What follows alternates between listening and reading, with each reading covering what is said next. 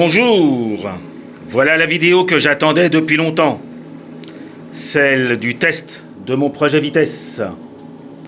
Sachez que le bateau mesure 1 mètre de long, 25 cm de large, pèse plus de 6 kg, dont 4 kg au moins de chaudière, et qu'évidemment cette coque de Chris Craft n'était pas prévue pour un tel équipement.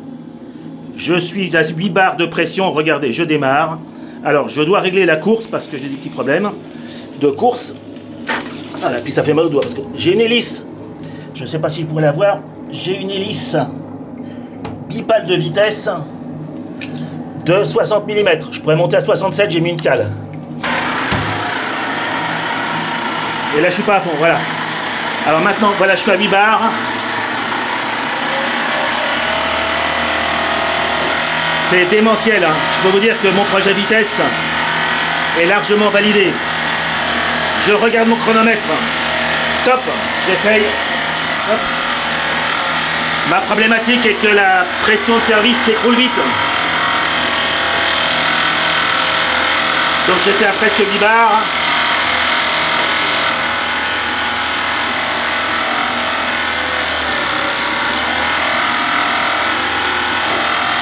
C'est démoniaque et je pense que je pourrais mettre une hélice encore un peu plus grande. Regardez ce remue-ménage.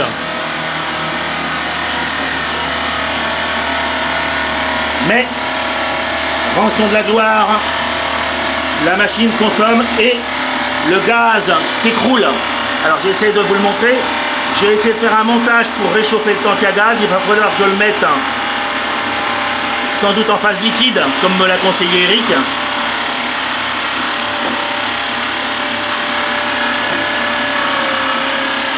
Et la machine retombe. Alors, je me suis coupé. Juste pour vous montrer l'hélice au démarrage, ben écoutez, elle m'a coupé le doigt. Sympathique, hein. Je me disais pourquoi je mettais du rouge partout, ben voilà, je mets du sang. Donc là, la machine tourne gentiment à 5 bars. Mais elle ne les tient pas, hein, vous voyez. Donc si je dois faire une course,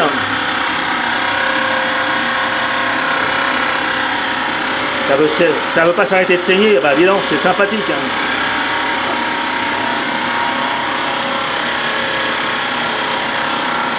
Hop.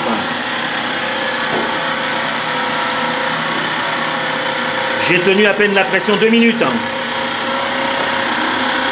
Alors j'ai des fuites, regardez. J'avais une fuite que j'avais détectée tout de suite ici, j'en ai des nouvelles ici. Je suis en train de prendre l'eau, donc il va falloir que je refasse quelque chose. Hein. J'avais mis de la colle à bois pour essayer de calmer le jeu, mais ça suffira pas.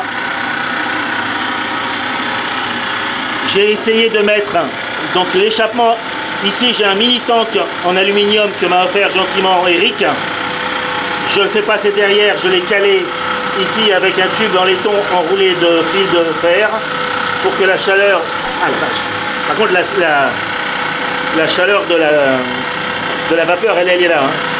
Pour essayer de réchauffer un peu, mais il faudrait presque que le souffle aille sur le tank. Je vais voir si c'est possible. Parce que j'ai pas assez de pression et vous voyez là je tombe à 4 bars. Donc c'est dommage. Bon, ça pousse encore pas mal. Hein. Mais si je dois tenir 6 minutes, là je suis en train de laisser tourner 6 minutes exprès. Parce que j'ai aussi, bien sûr, le niveau que vous voyez ici entre les deux, que je dois surveiller. Alors, j'espère qu'on le voit. Bon, j'ai encore de l'eau, mais c'est pas gagné, hein.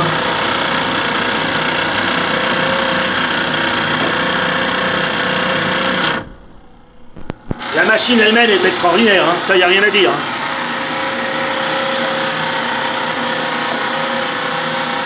Peut-être qu'avec la 67 mm, la machine tournera un peu moins vite et je consommerai un petit peu moins de vapeur, parce que là j'en consomme. Donc je dois aussi régler la course, parce que si je fais l'erreur, voilà, là ça va, mais vous voyez, si je fais par exemple l'erreur Voilà, voilà. Point mort haut ou point mort bas. Cette machine travaillant à calé à 180 degrés a des points morts, 2 points morts. Donc je réaccélère un tout petit peu. Je vais encore me couper le doigt avec un peu de malchance. Oh là là, puis ça prend de l'autre partout. Voilà. Donc je vais devoir régler la position. Je vais repérer tout de suite la position. Voilà, il faut que ce soit vertical. Voilà, maximum vertical comme ça. Donc je vais régler avec le trim programmable une course. Et l'avantage d'avoir un peu ralenti, c'est que je suis remonté un petit peu en pression. Donc je peux faire ça. Alors hop.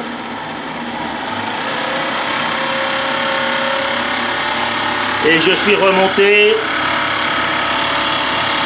à 5 bars. Bon, la chaudière est pas mal, mais...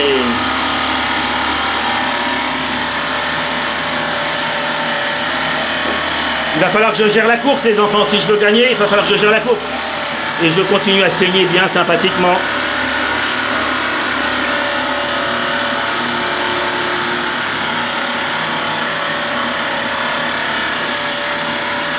Je ralentis un instant. Alors j'ai refait toute la partie arrière. J'ai caché ici, j'ai tout cassé entre guillemets, dévissé et démonté. Pour installer un servot, oh, je mets du sang, mais décidément. Pour installer un servot, j'ai dû refaire l'axe du gouvernail, le circuit de gaz avec bien sûr ici la vanne de sécurité, parce que ça je pense que c'est indispensable. Comme je vous l'ai montré, le tank à gaz et le désuileur. Le désuileur est mobile parce que je dois pouvoir le bouger un petit peu pour pouvoir le dégager. J'ai mis aussi du sang visiblement là aussi, décidément, j'ai du sang partout. Et là, la pression, du coup, en parlant 2 minutes, est remontée à 6 bars. Je me remets à fond.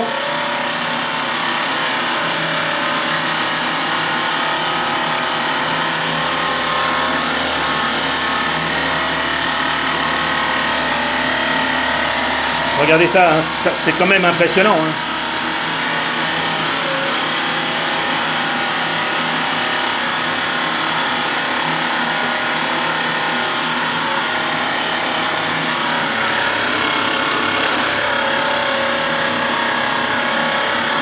Je fais une vidéo qui devrait durer à peu près 6 minutes, ça y est, voilà. Donc à 6 minutes, je peux couper. Démonstration de la vanne coupe-gaz. Hop, gaz coupé. Je regarde combien de temps j'ai de... Donc 6 minutes 45. Je regarde combien j'ai d'autonomie. Gaz coupé. C'est-à-dire que je peux couper le gaz et voir combien de temps j'ai pour revenir au port. Je suis très heureux de cet exercice. Même s'il y a de l'eau partout, c'est pas très grave. Je vais mettre des éponges partout pour 5 minutes.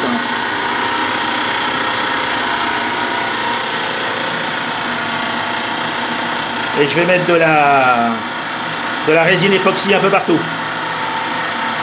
En tout cas, je vais essayer.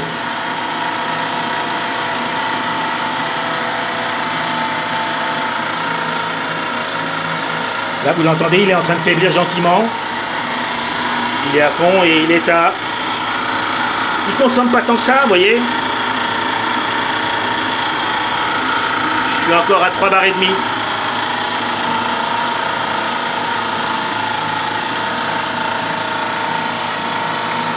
Et il n'est pas ridicule à 3 bars et demi, mais bon.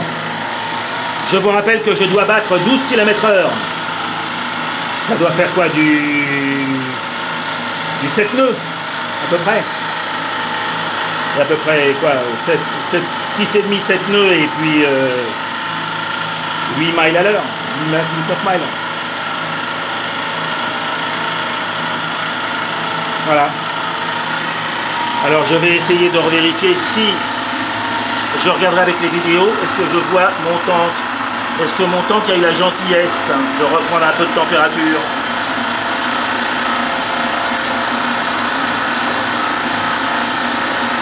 C'est pas flagrant. Hein. En tout cas, vous voyez, j'ai coupé le gaz. Non, j'ai pas coupé le gaz, c'est intéressant. Ma rondelle a bougé. Ah bah d'accord, je me disais pourquoi ça marchait si bien. Bah oui, voilà. J'ai une petite rondelle de calage ici. tout est joué au millimètre. J'ai une petite rondelle de calage et elle s'est décalée, ce qui fait que le gaz continuait. Donc là, maintenant, je peux vérifier. 9 minutes. Hein. Et là, ça a un sens que ça s'arrête. Hein. Oui, ça, c'est plus logique. Hein. Je vais recaler et me faire un petit repère pour...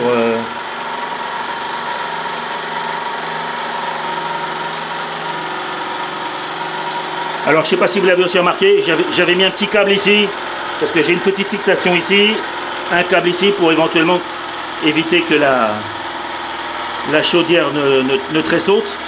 2 petites vis seulement pour le tank. Et le tank, vous voyez comme il gèle. Regardez, il condense en tout cas.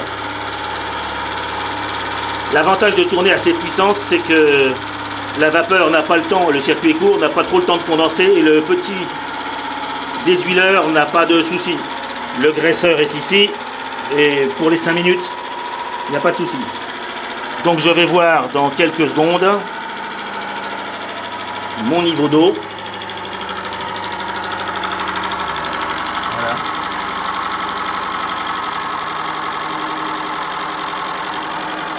J'espère que je le verrai parce que là pour l'instant je ne le vois pas du tout. Vous le verrez peut-être avant moi parce que moi je vais le poser sur la table. Et là il tourne à rien, regardez. Cette machine de vitesse tourne gentiment, encore à ces 2 barres, dans l'eau. Et si je le sors de l'eau, bien sûr, il tournera mieux. Hein.